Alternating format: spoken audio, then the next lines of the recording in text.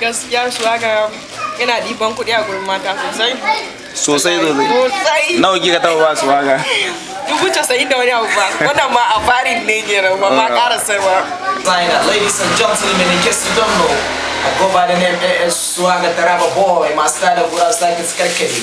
Ran shi daga watan uku wata mata a Togo ita ce ta fara kai musu coronavirus. Wannan matan ko shekaran ta 44 ita ce sanadin kawo musu wanga virus. Ta dawo tafiya France, Germany and Turkey lokacin da ta ɗebo coronavirus. Zan faɗa game da Swaga ya ƙara zagewa sosai. Wato ya kara kwazo kenan. Insha Allah. A to amma bari in sake miki tambaya mana Swaga kam waka kaɗai yake yi ne ko kuma yana da wani harkokinsa da yake na rayuwa? Ban tare numfashin ka ba. Ai har da telanci yana ɗinki sosai gaskiya fashion designer ne. Wato shi Swaga mutum ne mai hazaka, mai basiran waka da kuma mai neman na kansa, baya zaman banza, yana waka yana sana'ar ɗinki.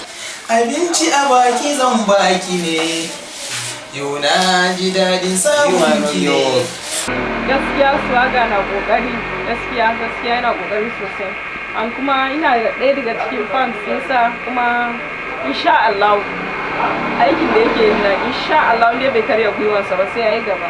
To jama'a barkanmu da warhaka, barkanmu da sake saduwa. Ni ne naku Abdulsalam Shuaibu wanda aka sani da AS Swaga masu tada kura sake karkare.